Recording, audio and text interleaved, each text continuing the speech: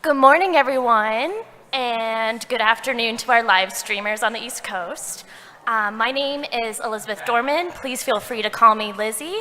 I am the State and Local Government Affairs Manager here at Americans for the Arts, and it's a pleasure to be here today. I got looped in because many of the teams had State Arts Action Network members as part of their teams, and the State Arts Action Network is a professional development network of over 43 state arts advocacy and service organizations. So I got looped in to Team Arts Ed through that program, and then with the implementation of the Every Student Succeeds Act, ESSA, I've been on board ever since. So it's lovely being here and getting thrown into the world of arts education policy and arts education advocacy. So today, with me on this panel, I have Lana Hallmark with the Arkansas Department of Education, Wendy Lisco with the Geraldine R. Dodge Foundation, and last but certainly not least, Andrew Bauman with Global Strategy.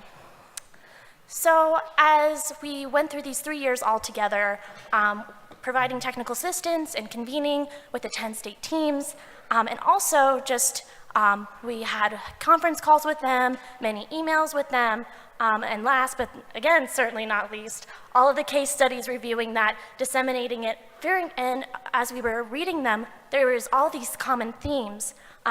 We just went through the policy, and we found 6 core advocacy skills throughout all of 10 state teams that we want to share with you today. So I will be going through all of these in detail, but we found that all of these 6 advocacy skills were needed to provide advocacy infrastructure for successful arts education advocacy. First, sustaining core leadership. Second, forming relationships with coalitions. Third, fostering allies among elected officials.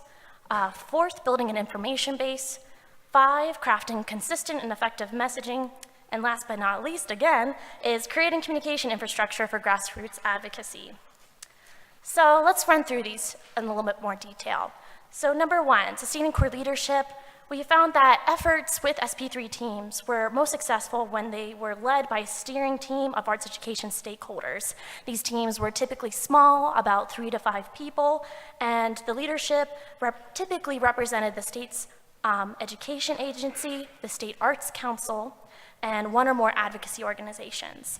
And again, these teams that kept these 3 to 5 people representing these different perspectives, they achieved the most success when these individuals stayed on the team throughout the whole effort to provide consistency, and also when they were onboarding new members to the leadership team, they were able to provide knowledge and the history of what the initiative was doing for their SP3 team.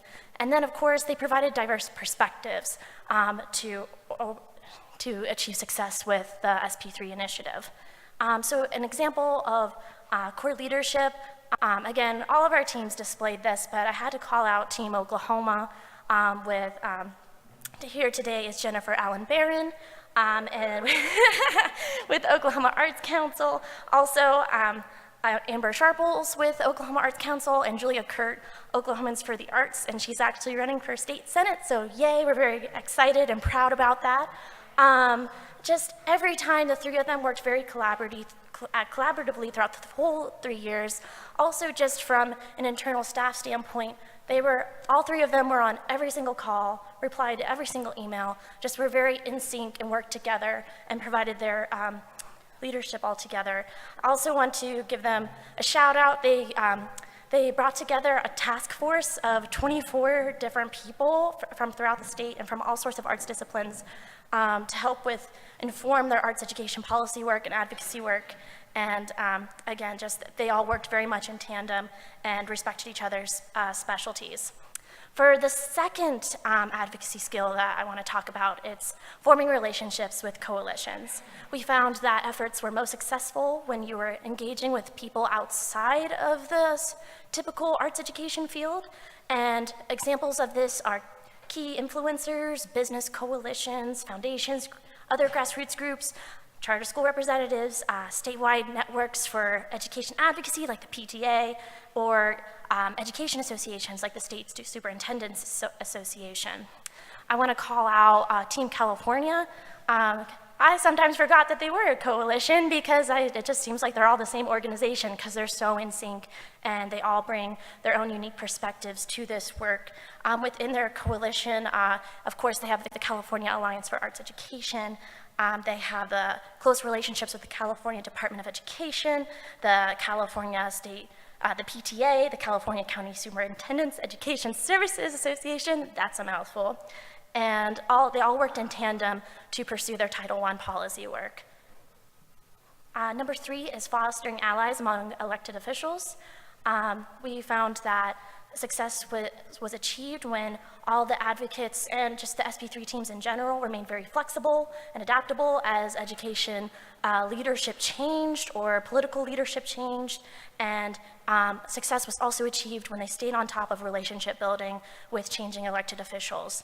Also, policy opportunities for collaboration, such as ESSA, expanded coalitions, and they were able to reach appointed elected officials, and they also were able to tap into VIPs from other sectors, and also engaging better with legislative leadership.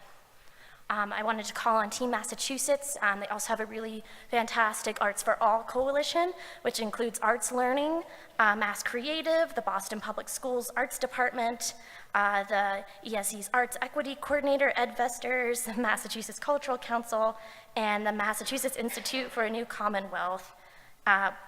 Project Learn and Young Audiences in Massachusetts, big coalition. But all those voices together working in tandem, they developed a Dear Colleague letter for the legislature to call for the inclusion of arts education for the state accountability plan. And they gathered 60 signatures out of 200s from both sides of the aisle, which is a huge accomplishment, and just showed that they really were able to talk to both sides of the aisle and get a lot of support from the state legislator in that effort. Next is building an information base. As you all know, your efforts are most successful when there's some sort of data collection or research to help inform and promote your policy goals. And as advocates, you need to have research about the impact of arts education on student success, and also quality data on what's going on with arts education that you can update easily and regularly. I wanted to call on Minnesota. As part of their project, they hired evaluators to do a statewide survey of teachers. And this was really critical with their work and their TDE, their Teacher Development and Evaluation statute. And from that survey, they were then able to find where teachers needed additional help with this statute, which really informed their Lick4's program. If you want more information, I recommend that you check out Minnesota's case study or chat with Pam Paulson, who's here today. Next is crafting consistent and effective messaging. And again, we found efforts were most successful when leaders acknowledged the need for developing a messaging campaign about the value of arts education.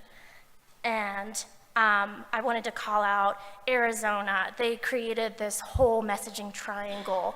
And what I mean by that is depending on, who they were targeting about training them with arts education messaging, they made a small soundbite message, they made a medium message, and a long message to really keep that in sync and to easily train folks on how they can be better arts education advocates.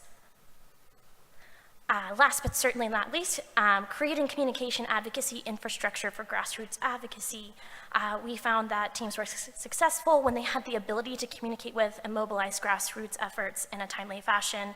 And using software like Voter Voice, it enables groups to mobilize their grassroots and connect them better with their elected officials in terms of advocacy. I wanted to call on Michigan because they actually reached out to individuals and organizations across Michigan to help them prioritize and select final policy recommendation for arts education, and also to empower educators, advocates, all citizens of Michigan to provide input on where they want their priorities to be for arts education. And thanks so much for that quick run through. And now I'm going to turn things over to Lana Hallmark to talk a little bit more in detail of what Team Arkansas was up to.